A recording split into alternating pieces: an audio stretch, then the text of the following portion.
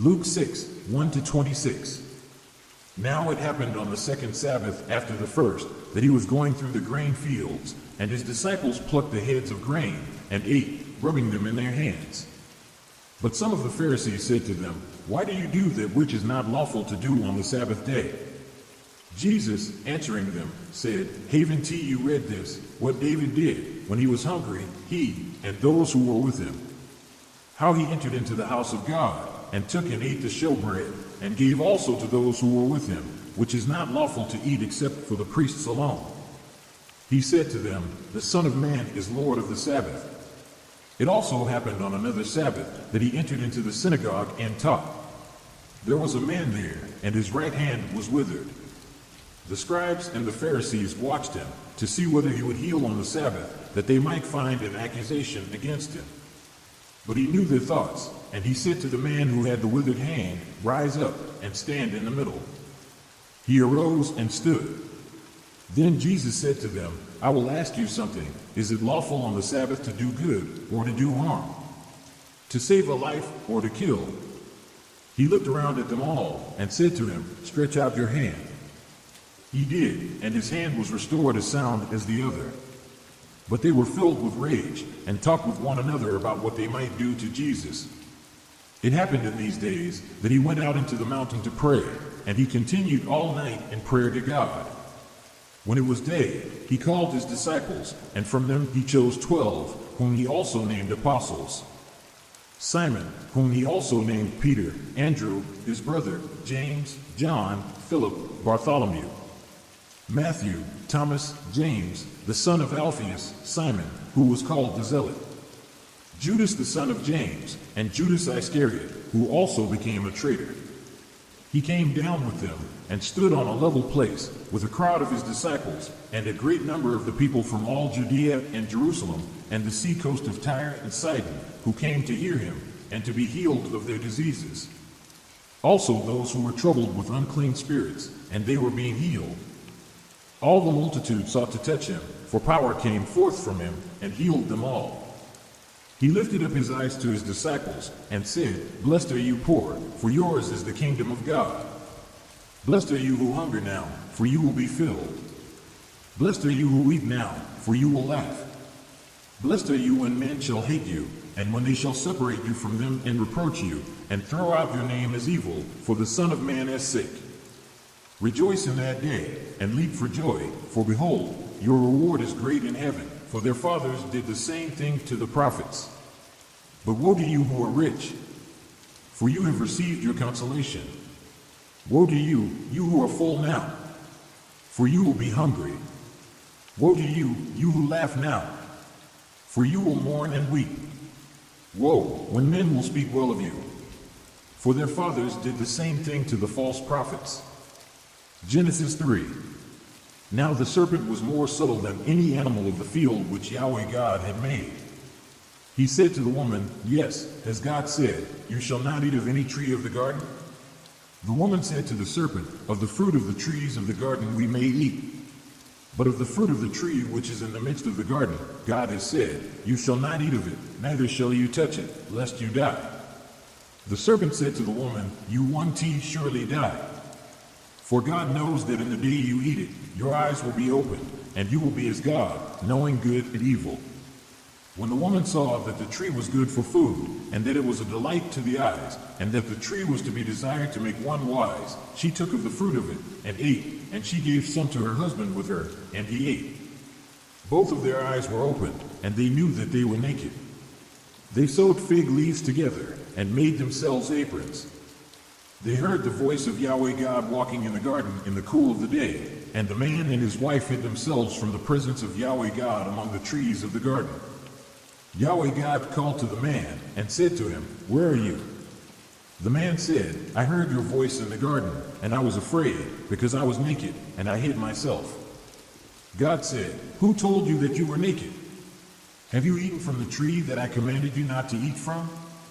The man said, The woman whom you gave to be with me, she gave me of the tree, and I ate. Yahweh God said to the woman, What is this you have done? The woman said, The serpent deceived me, and I ate. Yahweh God said to the serpent, Because you have done this, Cursed are you above all cattle, and above every animal of the field. On your belly shall you go, and you shall eat dust all the days of your life. I will put enmity between you and the woman, and between your offspring and her offspring. He will bruise your head, and you will bruise his heel. To the woman he said, I will greatly multiply your pain in childbirth. In pain you will bring forth children. Your desire will be for your husband, and he will rule over you. To Adam he said, because you have listened to your wife's voice, and have eaten of the tree of which I commanded you, saying, you shall not eat of it, cursed is the ground for your sake. In toil you will eat of it all the days of your life. Thorns also and thistles will it bring forth to you, and you will eat the herb of the field. By the sweat of your face will you eat bread until you return to the ground, for out of it you were taken. For you are dust, and to dust you shall return. The man called his wife Eve, because she was the mother of all living. Yahweh God made coats of skins for Adam and for his wife, and clothed them. Yahweh God said, behold, the man has become like one of us, knowing good and evil. Now, lest he put forth his hand, and also take of the tree of life, and eat, and live forever. Therefore Yahweh God sent him forth from the Garden of Eden, to till the ground from whence he was taken. So he drove out the man, and he placed cherubs at the east of the Garden of Eden, and the flame of a sword which turned every way, to guard the way to the tree of life. Genesis 4. The man knew Eve his wife. She conceived, and gave birth to Cain, and said, I have gotten a man with Yahweh's help. Again she gave birth to Cain's brother Abel. Abel was a keeper of sheep, but Cain was a tiller of the ground. As time passed, it happened that Cain brought an offering to Yahweh from the fruit of the ground. Abel also brought some of the firstborn of his flock and of the fat of it. Yahweh respected Abel and his offering, but he didn't respect Cain and his offering. Cain was very angry, and the expression on his face fell. Yahweh said to Cain, why are you angry? Why has the expression of your face fallen? If you do well, will it not be lifted up? If you don't do well, sin crouches at the door. Its desire is for you, but you are to rule over it. Cain said to Abel, his brother, let us go into the field. It happened, when they were in the field, that Cain rose up against Abel, his brother, and killed him. Yahweh said to Cain, where is Abel, your brother? He said, I don't know. Am I my brother's keeper? Yahweh said, what have you done? The voice of your brother's blood cries to me from the ground. Now you are cursed because of the ground, which has opened its mouth to receive your brother's blood from your hand. From now on, when you till the ground, it won't yield its strength to you. You shall be a fugitive and a wanderer in the earth. Cain said to Yahweh, my punishment is greater than I can bear. Behold, you have driven me out this day from the surface of the ground. I will be hidden from your face, and I will be a fugitive and a wanderer in the earth. It will happen that whoever finds me will kill me. Yahweh said to him, therefore whoever slays Cain, vengeance will be taken on him sevenfold. Yahweh appointed a sign for Cain, lest any finding him should strike him. Cain went out from Yahweh's presence, and dwelt in the land of Nod, on the east of Eden. Cain knew his wife. She conceived, and gave birth to Enoch. He built a city, and called the name of the city, after the name of his son, Enoch. To Enoch was born Irad. Irad became the father of Mehujael. Mehujael became the father of Methuselah. Methuselah became the father of Lamech. Lamech took two wives. The name of the one was Ada, and the name of the other Zillah. Ada gave birth to Jabal, who was the father of those who dwell in tents and have cattle. His brother's name was Jubal, who was the father of all who handle the harp and pipe. Zillah also gave birth to Tubal-Cain, the forger of every cutting instrument of brass and iron. Tubal-Cain's sister was Naamah. Lamech said to his wives, Ada and Zillah, hear my voice, you wives of Lamech, listen to my speech, for I have slain a man for wounding me, a young man for bruising me. If Cain will be avenged 7 times, truly Lamech 77 times. Adam knew his wife again. She gave birth to a son, and named him Seth. For, she said, God has appointed me another child instead of Abel, for Cain killed him. There was also born a son to Seth, and he named him Enosh. Then men began to call on Yahweh's name. Genesis 5. This is the book of the generations of Adam. In the day that God created man, he made him in God's likeness. He created them male and female, and blessed them, and called their name Adam, in the day when they were created. Adam lived 130 years, and became the father of a son in his own likeness, after his image, and named him Seth. The days of Adam after he became the father of Seth were 800 years, and he became the father of sons and daughters.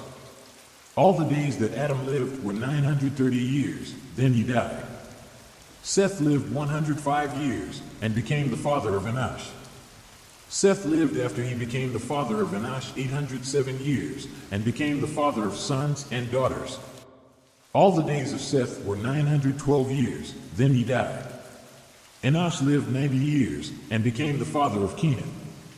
Enosh lived after he became the father of Kenan 815 years, and became the father of sons and daughters. All the days of Enosh were 905 years, then he died. Kenan lived 70 years, and became the father of Mahalalel. Kenan lived after he became the father of Mahalalel 840 years, and became the father of sons and daughters. And all the days of Kenan were 910 years, then he died. Mahalalel lived 65 years, and became the father of Jared. Mahalalel lived after he became the father of Jared 830 years, and became the father of sons and daughters. All the days of Mahalalel were 895 years, then he died. Jared lived 162 years, and became the father of Enoch. Jared lived after he became the father of Enoch 800 years, and became the father of sons and daughters. All the days of Jared were 962 years, then he died. Enoch lived 65 years, and became the father of Methuselah. Enoch walked with God after he became the father of Methuselah 300 years, and became the father of sons and daughters. All the days of Enoch were 365 years. Enoch walked with God, and he was not, for God took him. Methuselah lived 187 years, and became the father of Lamech. Methuselah lived after he became the father of Lamech 782 years, and became the father of sons and daughters. All the days of Methuselah were 969 years, then he died. Lamech lived 182 years, and became the father of a son. And he named him Noah, saying, This same will comfort us in our work and in the toil of our hands, because of the ground which Yahweh has cursed. Lamech lived after he became the father of Noah 595 years, and became the father of sons and daughters.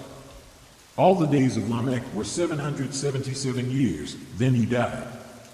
Noah was 500 years old, and Noah became the father of Shem, Ham, and Japheth.